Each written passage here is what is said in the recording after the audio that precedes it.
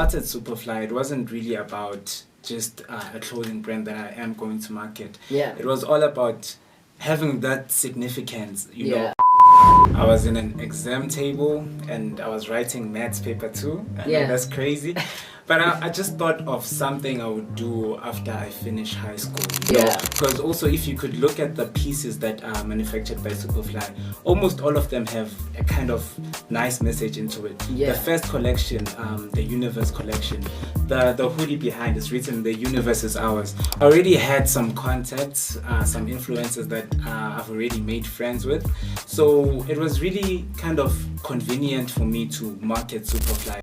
Oh yes, guys, the time is 31 minutes past the hour 3 o'clock, and as my friend Frida Frey would say, exclusive vibes and exclusive interviews. And today I have a special guest for you guys on a Thursday Threads edition, and I have an entrepreneur, a man who always supports the dreamers and always ensures that the style game is always elevated. What's good, Harvey? Hey, what a nice intro, man. I'm good.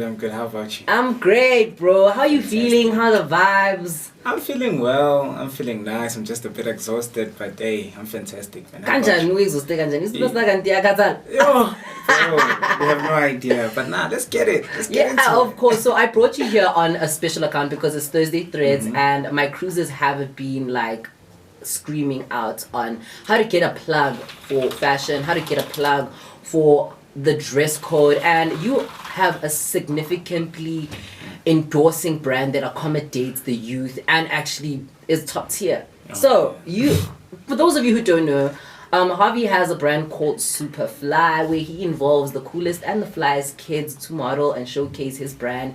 Like, guys, it's so futuristic, it's so style. So just tell us about the inspiration behind Superfly. Okay, so Superfly Fashion. Yeah. It was founded 2022 December. Yeah. I was in an exam table and I was writing maths paper too. I know Yeah. that's crazy.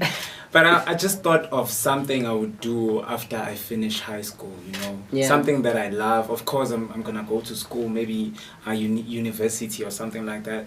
But I just needed something that would keep me busy besides that. And then I was already into the entrepreneurial space. Yeah. I was already selling sneakers. I own a small company called Venus Plugs. It's an online store. So I was like, no, let me just try something that I actually love. So I'm into fashion. I love fashion so much. Anything fashion, you call me.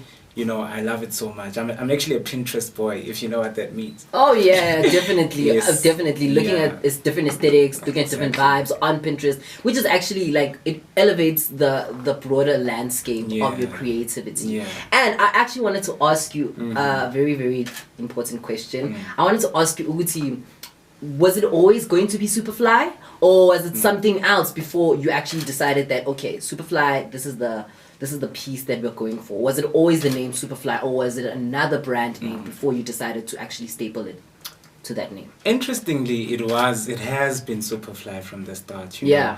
know. And the inspiration behind that is that just the name itself, I just like the ring of the name, Superfly, you know. Yeah, so it's always been Superfly from the beginning. And people always feel fly when they're wearing Superfly. Exactly, you know. And you know, a lot of people find it difficult to actually build a solid brand, right? And have influencers and content creators to actually hop on to trust them. How was your first introduction with actually marketing your business, and how were you going by, like, what was the first initial direction of your marketing strategy? Was it to always get influencers, content creators, or was it just to create a collection of artistry and pieces and make your profile look like a magazine? Okay.